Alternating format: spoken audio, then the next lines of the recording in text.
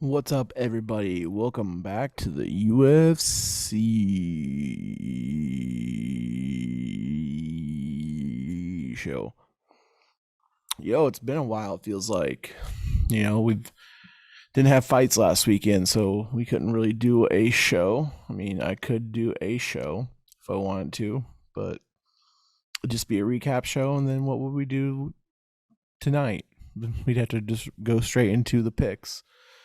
But no, we had rest, relax, get a little bit of the batteries recharged. Because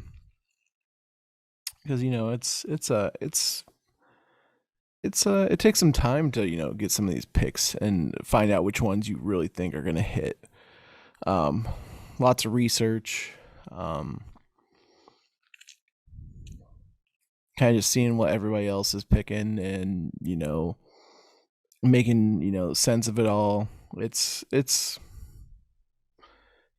fun, and then it can be also be a little bit tiring. But I enjoy it. I enjoy every weekend watching fights. So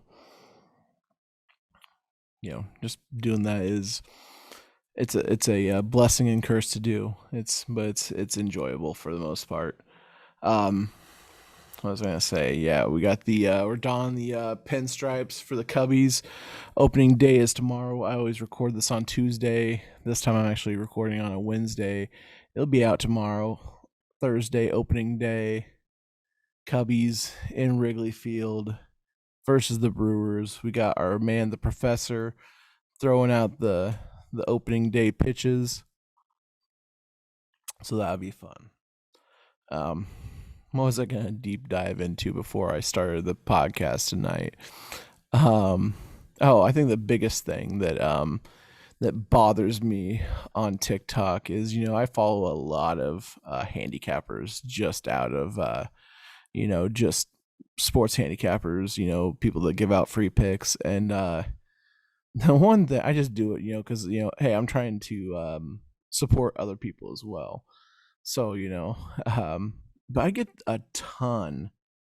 I'm talking about a ton of people in my DMs promoting their fucking picks. Buy my picks, buy my picks, buy my picks. Don't fucking DM me. I've got probably some of the best handicappers in the game through Hashmark Sports. So please don't DM me, want me to buy your damn picks. I've got Knotz, I've got Philly Fan, I've got Mr. Dave Evergreen, Ricky Parlay, Eddie Major. We got all of them. I don't need to buy your damn picks. Just saying. Um, what else am I doing? I'm trying to perfect the art of egg fried rice too. That's kind of the thing I've been doing here lately. Bought me a rice maker, and then I bought I'm just trying to master that that art. It's a trial and error thing. So many ways to do it. Sometimes you just gotta make it your own. All right.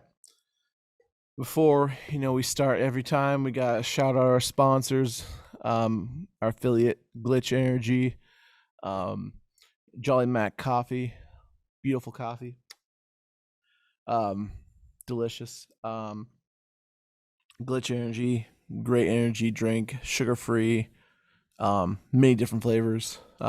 Still waiting for them to come out with my KFC bowl flavored drink, but who knows? That's the funny thing I always do. They always put, what should the new flavor be? What should be our new flavor? And I always throw out some just weird shit like liver and onions, KFC famous bowl. Just get those get just some people on Twitter to laugh or chuckle at the stupid shit that I post. Um but yeah, we gotta hydrate before we start. You know, out of our beautiful glitch container. I can't drink it out. I can't chug it with that lid on it. Just don't work. It something weird. It just doesn't come out fast enough. So let's get it down. Hydrate straight to the dome.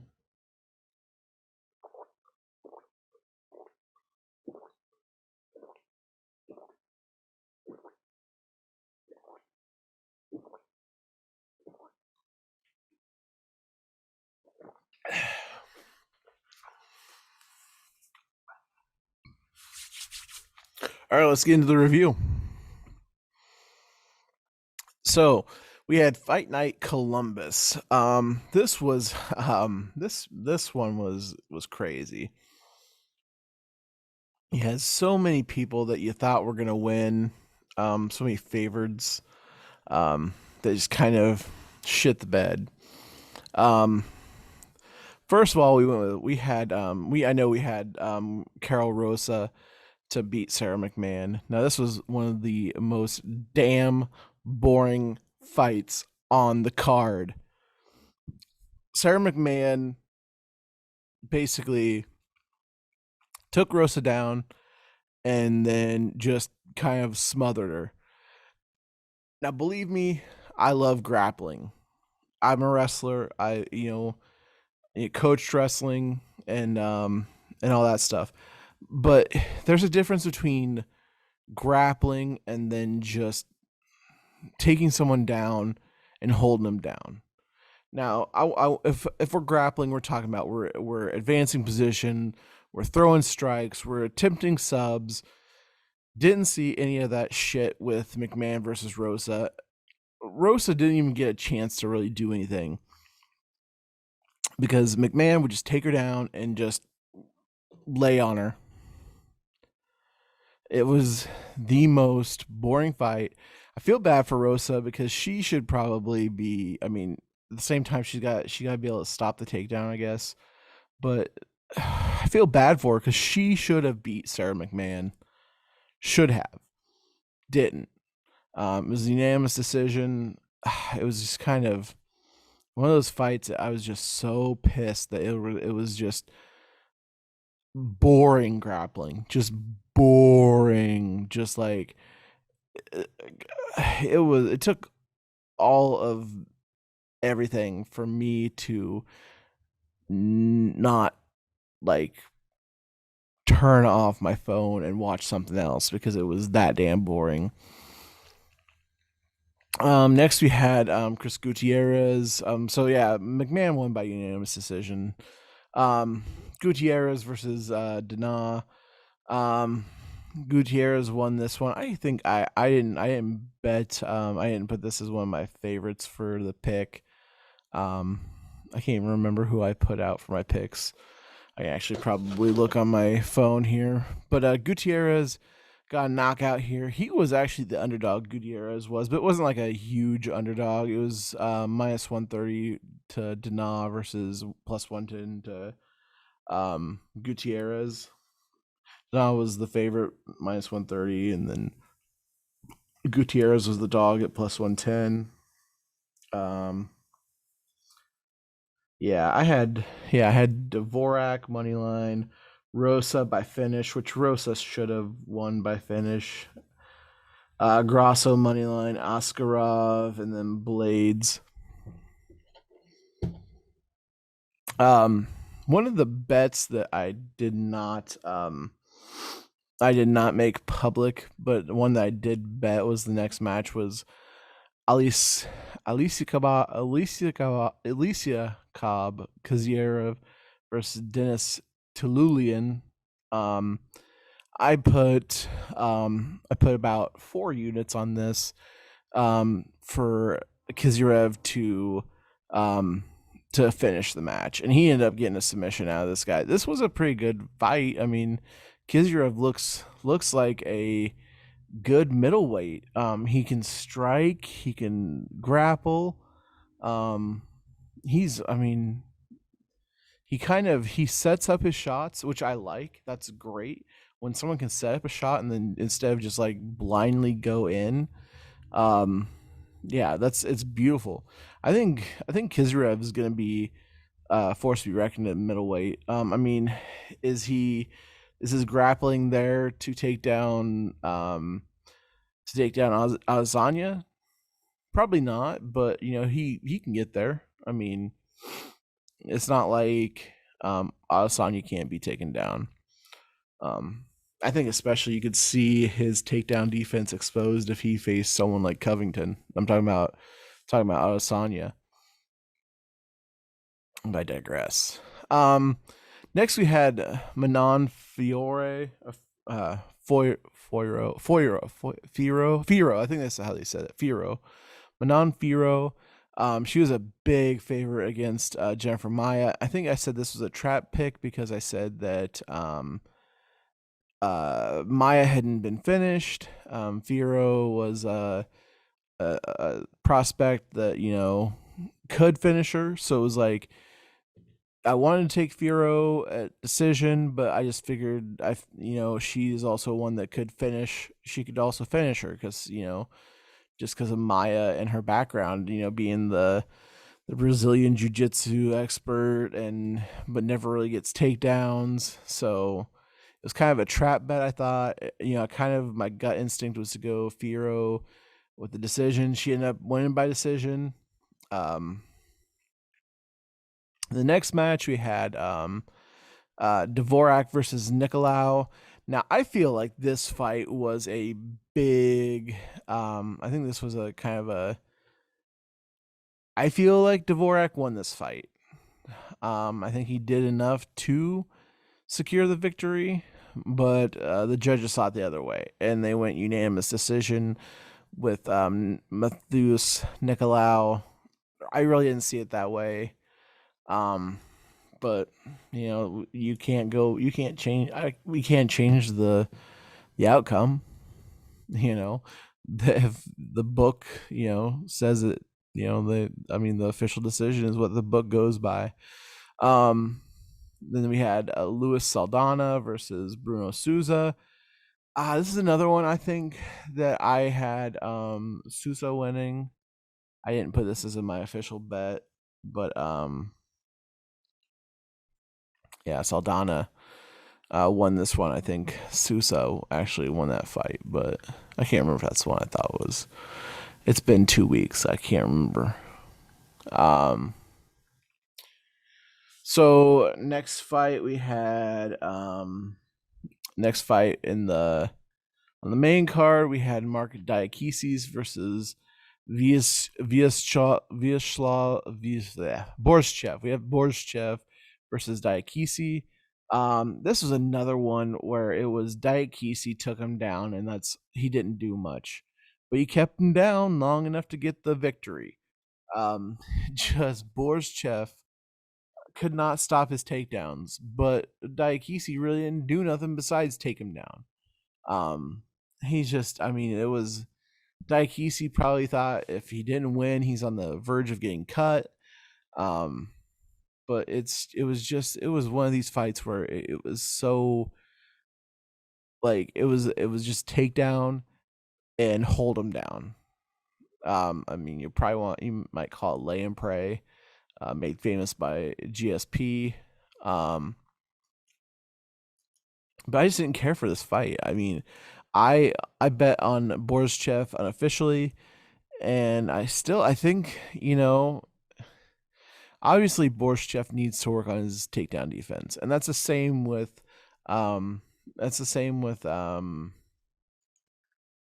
shoot, dang it. It's the same thing with Rosa. She needs to work on her takedown defense. And then getting back up. It was what it was. Next we had Magny versus Griffin, and this one was kind of entertaining.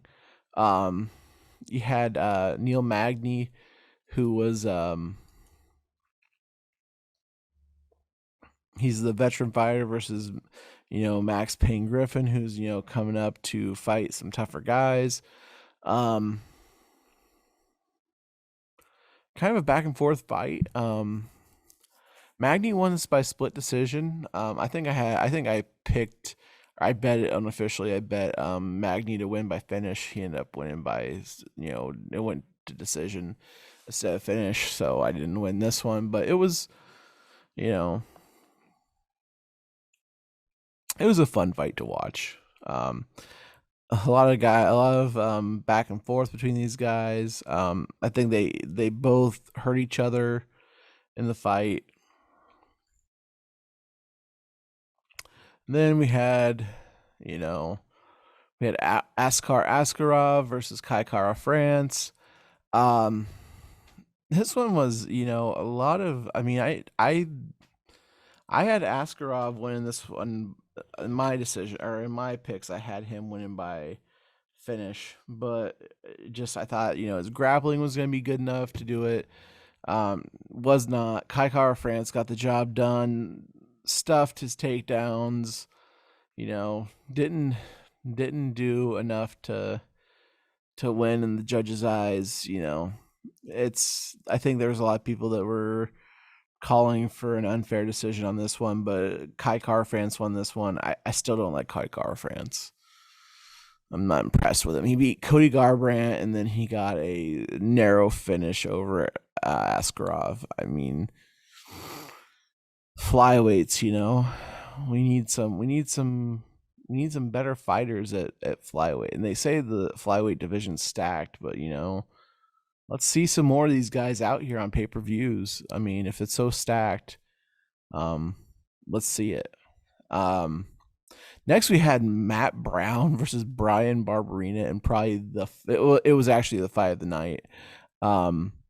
You had Barber, like, they left it all out there. Like at the very end, like the second and third round, Matt Brown is just exhausted. His gas tank is gone. He's like throwing these punches, and just like you could tell the dude was tired, but he wasn't giving up. I thought Barberina was gonna get I thought he was gonna get a knockout on Brown, but Brown's so tough. I think Barberina, his gas tank went out in the third too. It's like these guys fought a good fight. The odds on both were -110. They were, it was a pick 'em basically. I think I picked Matt Brown in this fight because I bet it, unofficially, just me betting as the card went on. So yeah, I didn't have that on there. Then we had Alexa Grasso versus Joanne Wood. I just had Grasso winning on the money line here. She was a -240 favorite. She is she got it done by she got a submission in there. She's slick. She's good. I mean, the flyweight division and the women will have to watch out for her. She's quite the competitor. So yeah, that one happened within, with about a minute left in the first round. She got that submission in. I can't remember what submission she got in, but I remember, she did. It says she won by submission. I'm pretty sure I remember that. Or I can't remember what submission she got. If it was a armbar or what it was. Actually, I could probably tell. Or maybe it was a rear naked choke. Seems like a lot of people are finishing people by rear naked choke. What the heck? Why is this little copy paste bar right here? What is that doing there? Oh. I have some sort of little like copy, select all, share. Why is it? Maybe if I close it out completely. There we go. I have no idea why it was there.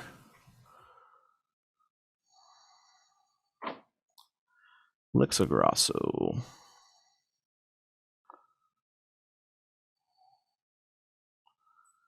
Let's see. Submission. It just says submission there. Let's see. Wikipedia. She won by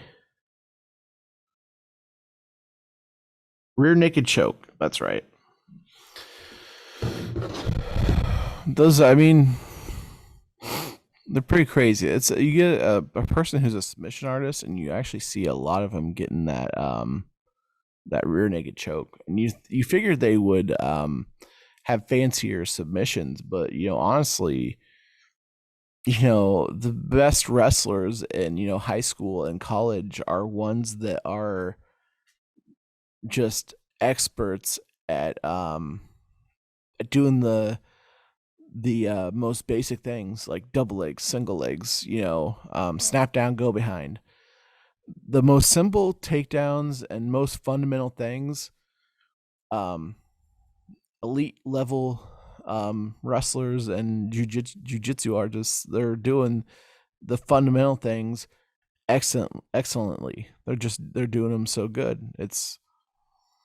And they know these fancier moves, and when you see them, it oohs and ahs people. But it's like, if you're wanting to win, you go for the win. You do what you have to, and it's not always flashy.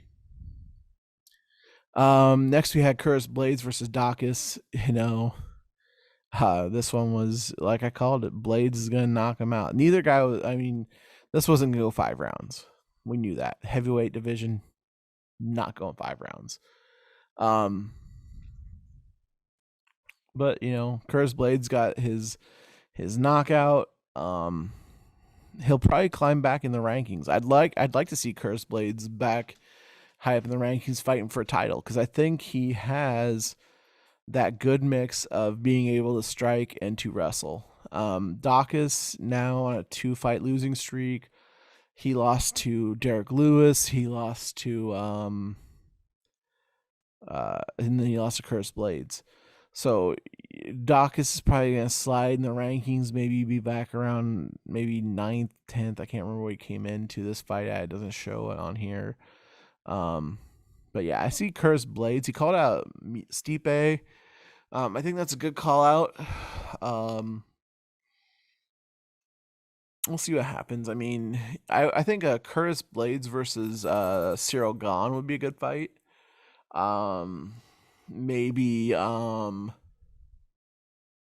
let's see. Gahn, maybe a rematch with Lewis. Oh, pup. You're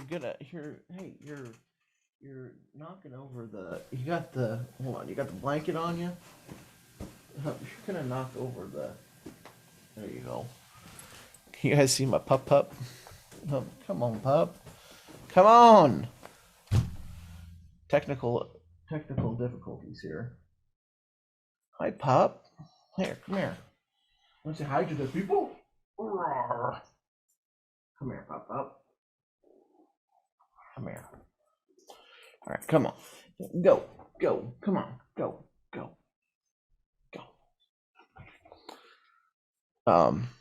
Yeah. So maybe a rematch with Derek Lewis might be in store for Blades. I think, he outlasted him last time until the very end, where he got, Lewis pulled something right out of his ass and knocked Blades out. I mean, the sky's the limit for the dude. I think he can definitely put, probably another fight, another win together, and maybe get a title shot. I mean, barring, what John Jones does. We'll see. On to UFC 273. And I'll tell you what, this card is a pretty good card. I mean, from all the way from the early prelims to the main card. Starting with the first card here, or first match, we got a couple. We got I think Santos is a prospect. They're putting him up against a tough guy in Julio Arce. Not gonna bet on this fight. There's only a handful of fights I'm gonna bet. I think one is on the early prelims, and then one's on the prelims, and then the other 3 on the main card. Pierre Rodriguez versus Kay Hansen's a good one. I think Hansen's a good one here. That I think she can win. So I mean, probably Arce is gonna win. Probably Hansen. Anthony Hernandez versus Josh Fremd. Don't really have a read on that one. We got Hernandez at minus 180. Fremd at the underdog at plus 155. Then we got Alexei Oleinik versus Jared Vanderaa is going to be the pick that I go with here. This is gonna be my first official pick. Um, I think I like. It shows on the site that these guys are both gonna be very close. Basically, like a pick 'em. Jared Vanderaa is a favored minus 115 to Oleinik, who is minus 105. Basically, a pick 'em. But if you look at the fight close enough, Oleinik is going to come in and he's going to have a full camp. Vanderaa coming in short notice. So the big thing we're going to see here is Oleinik's going to have a better gas tank versus Vanderaa. Vanderaa is going to have the shorter training camp. Oleinik has a decent gas tank when he's not trying to choke out, guys like Derek Lewis, who's got a big fat neck. But Oleinik's better at grappling, and Vanderaa has some struggles against guys who can grapple. My first official pick of the night is going to be Alexei Oleinik to finish Vanderaa. He's probably going to do it first, second round. He's going to grapple him down, and he's going to get some sort of submission in. Oleinik's got a very good history of grappling and getting submissions. So let's just take a look at his he's had some tough fights here lately. He's lost to Spivak, his decision. He lost to Dawkins on punches. He lost to Derek Lewis by punches. Derek Lewis he lost to, basically because, he gassed out trying to choke him out. He's got an armbar finish against Maurice Green, a rear naked choke of Mark Hunt, an Ezekiel choke of Junior Albini, a neck crank with Travis Brown. Travis Brown was a heavyweight. He was in the title picture at one time. Victor Pesta, Ezekiel choke as well. Another neck crank against Anthony Hamilton, and those are his UFC submissions. He's got some submissions out of the UFC as well. Neck cranks, arm triangle choke, rear naked choke, triangle choke, rear naked choke, Ezekiel, arm bar, rear naked choke. The guy can throw down, and he's fought 76 fights. He's had a lot of fights, and he can grapple. He can get the submissions in there. I'm telling you, if you take a look at the line, it says minus 105, minus 115. Oleinik is gonna be the guy that is gonna finish this match. Gonna have a full camp, better grappler. Vanderaa. Let's just look at him. I think who'd he fight last that I did not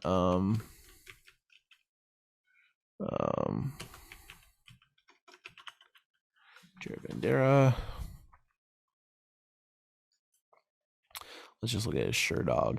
So he fought Andrei Arlovsky in kind of a slow-paced match. It was a split decision win. But not very impressive. Lost to Alexander Romanov on TKO by punches. He lost to Spivak too by TKO. Beat Hunsucker in the Contender Series. So he hasn't had a very good run in the UFC. He's 1-3 in the UFC. And we've got our boy Oleinik who's not doing that bad.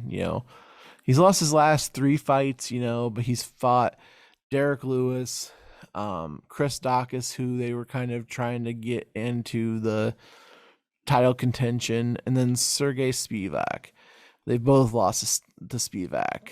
The only thing is Oleinik took him to decision, so I just think that we're gonna see Oleinik win this match. I don't think it's as close as they're wanting it to be. So that's the end of the early prelims. Next on the prelims, we got we have I don't know if I'm going out of order or where I'm going, but we got Mickey Gall versus Mike Malott. Mickey Gall, I don't know what he's capable of. He's kind of back and forth.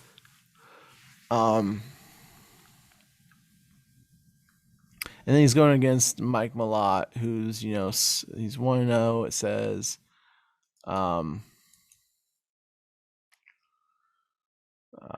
yeah. So it's kind of one of those that's wait, Malott is the guy that Malott's not 1-0. He's got to be. He's like 7-4 or something, right? Or am I thinking of someone else? Actually, I got this pulled up over here. I'm pretty sure Malott has it's like 7-4. I don't think he's. There we go, Mike Malott. Sure dog. I don't think he's 1-0. He's like 7-4. He's 7-1. But yeah, he's been fighting since 2011. He's they were talking about how he is, he's been in the game so long. He hasn't really fought, he's fought here and there. 2011, 2013, 2014, 2015, then 2017. So he's taking like 1 to 2 fights a year. Not as active as you'd like to see. He's got he beat some guy I've never heard of in Dana White Contender Series, so he's coming off the Contender Series. Mickey Gall, he's beat CM Punk. He beat Sage Northcutt. So I mean, he's beat some decent guys. He lost his to Randy Brown, Diego Sanchez, Mike Perry, and then he lost his last fight to Alex Morano. I don't have a really good read on this fight. So I can't really say who I would pick here. My next pick, the next fight that I'm gonna actually bet on, my official pick. We're gonna have Aspen Ladd versus Raquel Pennington. Now this is gonna be it's kind of crazy. Raquel Pennington, she's a 7th ranked women's bantamweight. Aspen Ladd's number 4. You have this is kind of a fight that's weird because they have Pennington favored, and then you have Ladd as the underdog. Which is, if you watched Aspen Ladd's last fight, she just looked flat. She didn't land. She landed like 3 punches the first round, 5 punches the second round, and then like 12 in the third. And she didn't look the same. She didn't look like she used to look. She this little like ball of energy. She also took some time off. But let's see. Who did she fight last? She fought Norma Dumont in a fight I think that she was favored in. She went up to featherweight because she was having troubles making weight. So I think she's going. This is in bantamweight? Okay. Is it in bantamweight, or is this just a misprint?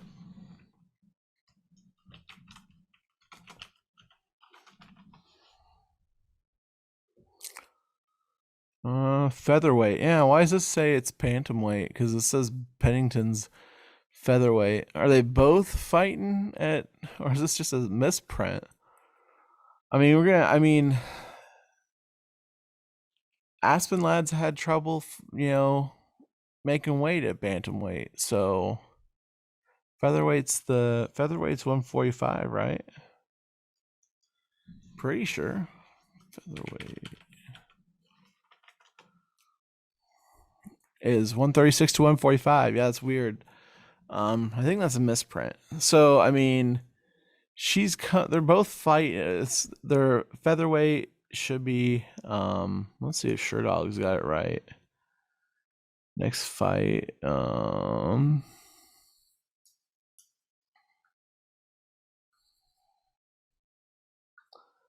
Where's that? Aspen Ladd. It says bantamweight, so maybe they're both fighting at bantamweight. That's really weird, though. This is where Ladd had trouble making weight at, so we'll see. The thing I like about this fight is I think they're right with going with Raquel Pennington as the winner here. I think Ladd had a terrible last fight. Pennington has better striking, and the people that Pennington has lost to are better than the fighters that Aspen Ladd's fought. Let me look at here again, just to look at Jermaine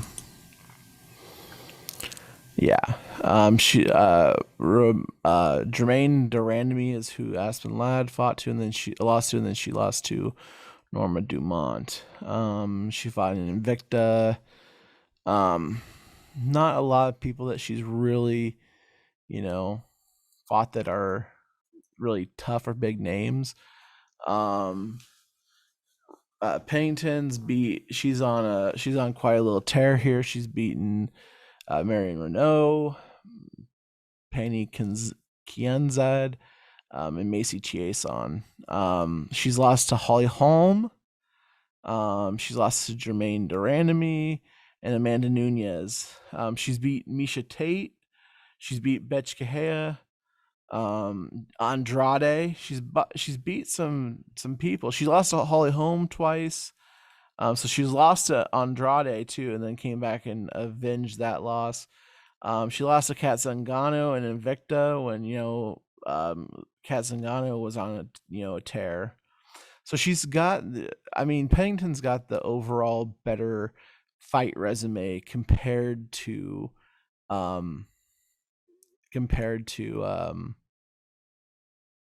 Aspen Ladd. That's why I think it's a little bit. I think the way they got the prediction, I think they got it right. So my second official pick is Raquel Pennington over Aspen Ladd. Money line here. This very well could go all 3 rounds. You got Aspen Ladd, who's looked very flat. Just kind of like different stance, different, just kind of everything. Pennington's gonna be the better striker. I think she comes out and she's gonna, maybe Aspen Ladd's trying not to get hit as much, but I think she's gonna come out there. Pennington's gonna come out there and just kind of do what she needs striking wise to win. Jared Rosenstrike versus Marcin Tybura.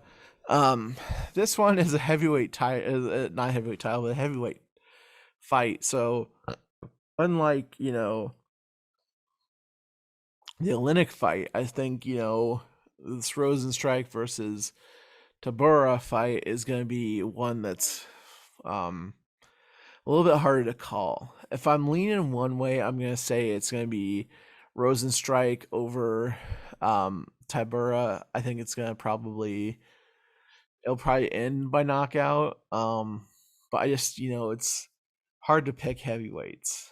And like you might see with my call against Oleinik, Vendera might do it, but I think just if he couldn't, I mean, Arlovsky's tough, but I don't think that Vendera's that, you know, I don't think he's going to be able to weather the grappling of Oleinik.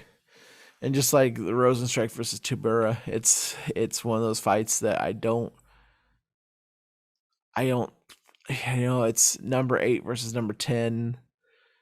It's gonna be, you know, probably Rosenstrike, and then you probably see Rosenstrike fight, win this fight, and then fight Dawkins or something, to see who stays in the top 10. Because I think Rosenstrike's very capable of being inside the top 5. Um, he's got the skill set. Then we got Ian Gary versus Darian Weeks. Ian Gary is the favorite here. I should probably just be on Sherdog the whole time. Let me see. Ian Gary versus Darian Weeks. Ian Gary, this is his second fight in the UFC. Nicknamed The Future. Really very odd, but he's going against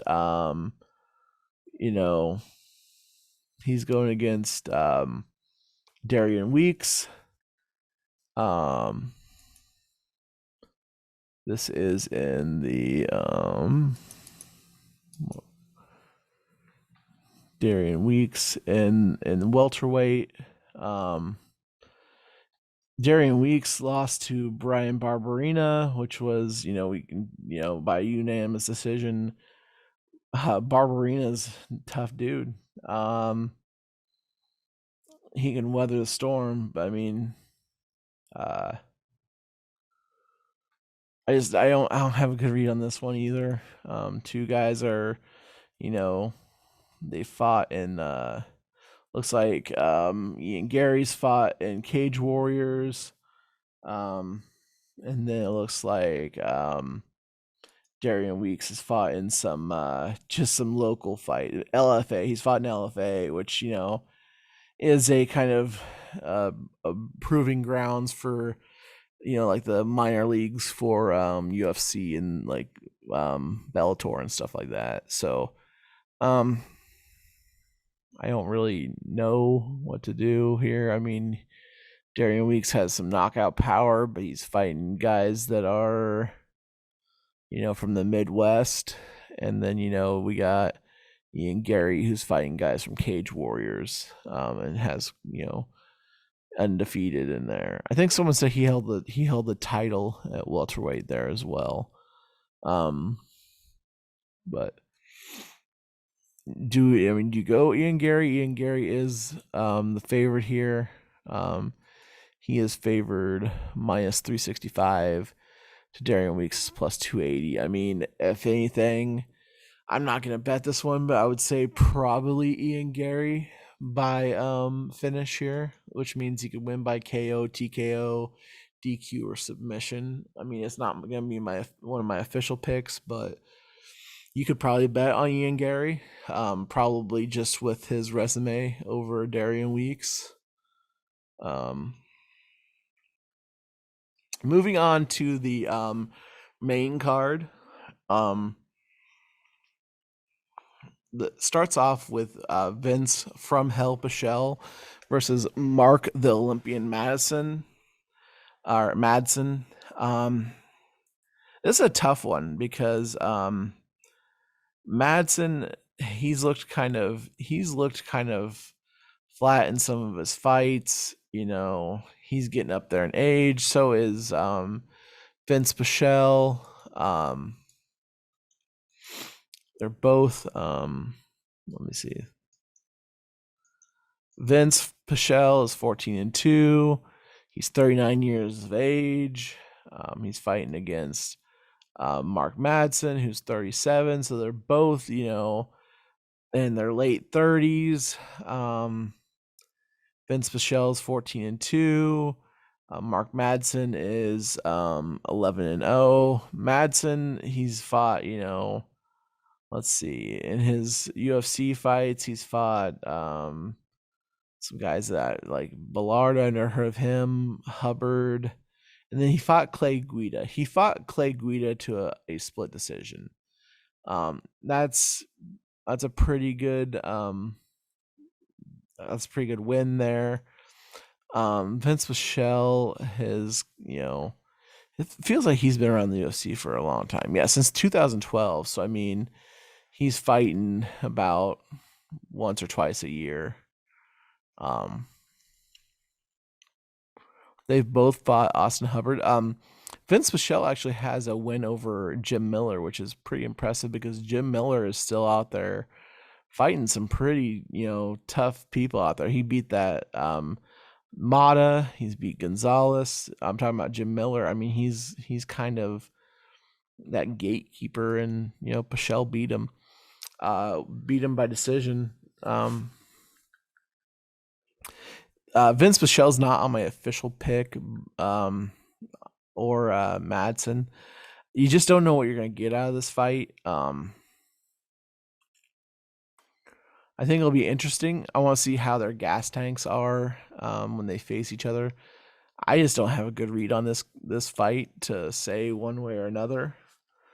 And that's the same with Mackenzie Dern versus Tisha Torres. These women, I'm big fans of both of them. I like Tisha Torres. I've won some money betting on her. I've won some money with Mackenzie Dern. I like them both. This is a fight that I just want to sit back and watch and enjoy. So I'm not going to bet on Mackenzie Dern versus Tisha Torres, but this is going to be a good fight. This will be, one of these women will probably fight Rose Namajunas pretty soon, or maybe they'll get higher in the rankings and then they'll maybe fight someone like Zhang Weili, or or like Carla Esparza, or some of those tougher opponents, and then fight Rose Namajunas, which they'll probably end up getting beat by Rose Namajunas because Rose Namajunas is a fucking beast, and I wish I could have her on my podcast someday for the interview. Don't know if it's gonna happen, but it'd be great to have her on someday. But it seems like that might be a far-fetched thing. We're kind of new, and I'm only doing it about once a month, so it's gonna be, if ever, probably be like 5 or 6 years from now. Third, this is where the run from this Burns, Chimaev, Sterling, Yan, and then Volkanovski and Korean Zombie.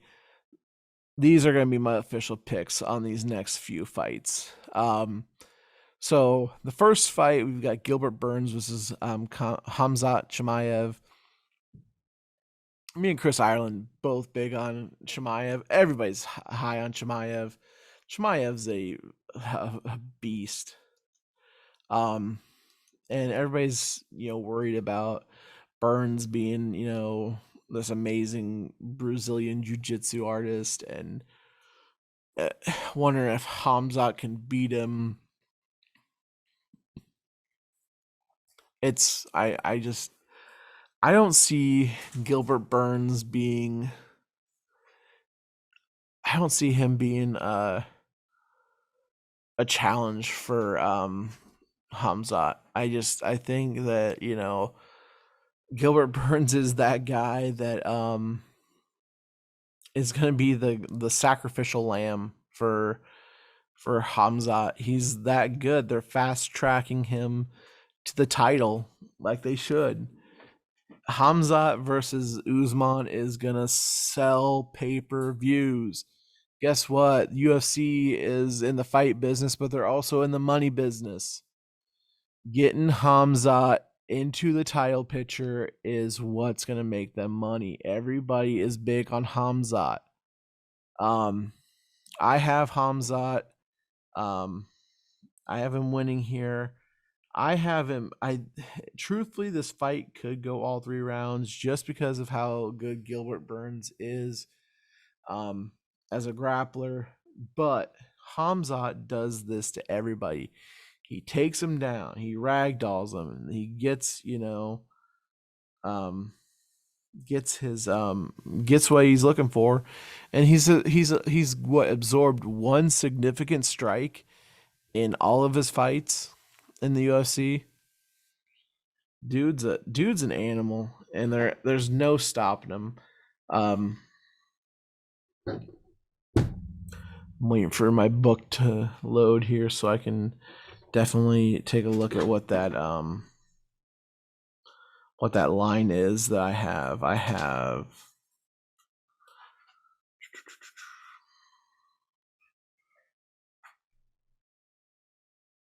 what in the heck? Why did you not fill in my password there? Not what I wanted. Come on. I have to.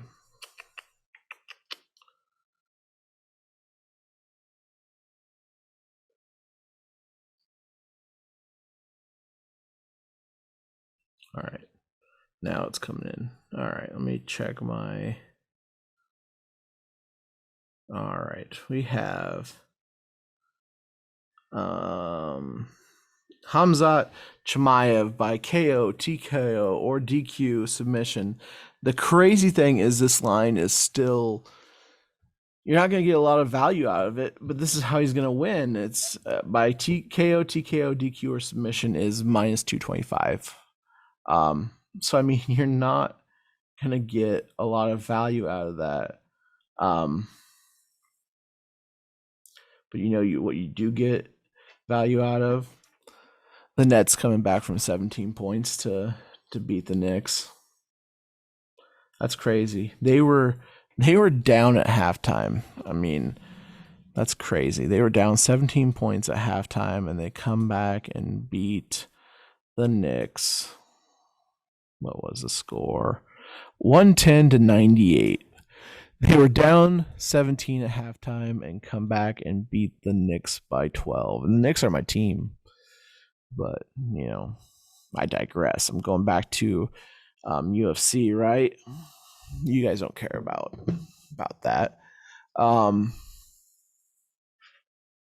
So yeah, I think just Hamzat's going to do what he does. Fast track to a title shot. He's going to beat Burns. I bet Chimaev. Here's what could happen, right? Hamzat beats Burns. Burns slides down the rankings. Hamzat comes up. Hamzat faces Covington. That'll be a good one, right? Covington is a grappler. He can hang in with Usman. Chimaev. We'll see how that goes. 'Cause, I mean, it would be this Gilbert Burns is going to be Hamzat's toughest test. Then Chimaev versus Covington's a big pay-per-view too. It could be a pay-per-view by itself. It could be a co-main event of a pay-per-view. It could be a co-main of a pay-per-view with a bigger, with a title on the line. Let's say heavyweight won't be in the title, won't be in the picture anytime soon because of Ngannou. The I think the interim heavyweight title, I don't know if that would be a main event pay-per-view or if it would be like a co-main. Let's see what else. Who's Adesanya gonna face next? It could be, maybe it's whoever Adesanya faces. Covington versus Chimaev could be a good co-main event there. Welterweight, I don't think they'd put whoever Usman faces against. I mean, because who's Usman gonna face next? Oh, didn't they said that was Cannonier or something like that, or that Cannonier was middleweight. 155. Maybe it's the co-main event of Conor McGregor's comeback fight. If Conor McGregor goes down to 155, featherweight is on this card. Bantamweight is on this card too. and they're definitely not going to have a pay-per-view. So I mean, an Adesanya fight. Jiri is fighting for the light heavyweight here pretty soon. So it wouldn't be anytime then. I think that they would want to get it within the next 3 or 4 months. Covington versus Chimaev, but who knows? My official pick is Chimaev by decision, or not decision, but Chimaev by finish. These next 3 are gonna be all by finish. Peter Yan versus Aljamain Sterling. I'm definitely picking Peter Yan, or Pitor, however you say it, Bjorn. I'm taking Yan to beat Aljamain Sterling, but don't expect Yan to completely dominate him from start to finish like last time. Expect a better fight this time, but expect Yan to finish it. I'd say 3rd or 4th round, but I think it's definitely a finish. The line on that is Peter Yan by KO, TKO, DQ, or submission is plus 125. So that would be my official pick on Yan versus Aljamain Sterling. I still think Yan is better than him at everything, every facet. Sterling, he tries to do just enough to win each round, but I think Yan knows that, and I think he's gonna go out there and start to finish win the round. Sterling might steal a couple rounds or a round, but I think maybe the first round, Sterling might win. But I think Yan is gonna he's gonna get finished by the 3rd or 4th round. Just because I feel like he wants to just all the talk. I think he wants to silence the critics. Then the last fight and my last official pick is the main event: Volkanovski versus Korean Zombie, Chen Sung Yong. Yeah, I think I said it wrong. AKA the Korean Zombie. This fight, I just, I was so impressed with Volkanovski against Brian Ortega, just because Ortega had so many triangles in on him, so many submission attempts on him, and Volkanovski got every single one of them. I think Korean Zombie, the sun is setting on his title shots. He got beat by Ortega.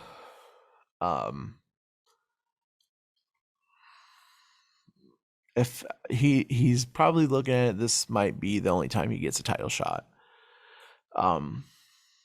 Holloway, Holloway would have been a good fight here. I like Holloway, but Volkanovski is a different animal. I'm thinking I have Volkanovski winning here. Him winning by KO, TKO, DQ, or submission, aka what I call a finish, is plus 175. I think he wins by finish here. I think all 3 of these last fights are all by finish. You go with because if you're betting money line on these guys, you're not getting any value on it. Peter or Hamzat minus 510, meaning if you would have to bet $510 to win $100. Peter Yan negative 475 favorite minus 475. Have to bet 475 to win 100. Volkanovski minus 720. You had to bet $720 to win $100. Or if you think of it in simpler terms, for people that are micro gamblers, $72 to win $10. You know, 47.50 to win $10, $51 to win $10. And then what if on the off chance that they lose? That's another thing I'm going to tell you. I am one of those people that have seen too many miracles over the season to like football, basketball. What other sports have we seen just miracles happen that shouldn't happen? UNC and Duke. You're telling me that 5-star prospects against other 5-star prospects, if you get a 17-point lead, that you can't hold a 17-point lead? Or was it 15-point lead? A 15-point lead going into halftime. I don't see it. And with football, all playoff long, comebacks. A team gets up, come back, and they win. It's like there's too many of these games where something just seems fishy. So I would not be surprised if one of these, I would not be surprised if Sterling won, and I would not be surprised if Korean Zombie won. But, or even Gilbert Burns for that matter. These heavy favored people, one of them's going to lose, probably. Probably going to go 2-3 on my picks again. But, we're hoping for 5-0. But it is what it is. But yeah. Until next time, if you're on TikTok, don't fucking DM me, tell me to buy your picks. Join our Discord, join our Discord. We got picks for NBA, we got picks for golf, we'll have football, we'll have someone doing baseball eventually soon. I'm not a baseball handicapper. I could not tell you who I think's gonna win. There's 162 games in a damn season. You can't, it's hard to sustain that. I just don't know how to pick baseball, and I'm a self-proclaimed homer of the Cubs. I don't go and pay too much attention to other teams. Maybe the Cardinals a little bit because they're our rival. Anybody in the NL Central, I kind of keep an eye on. The Cardinals got Pujols back. Would be a designated hitter. Yeah, whatever. But until next time, we'll hopefully we hit on these picks.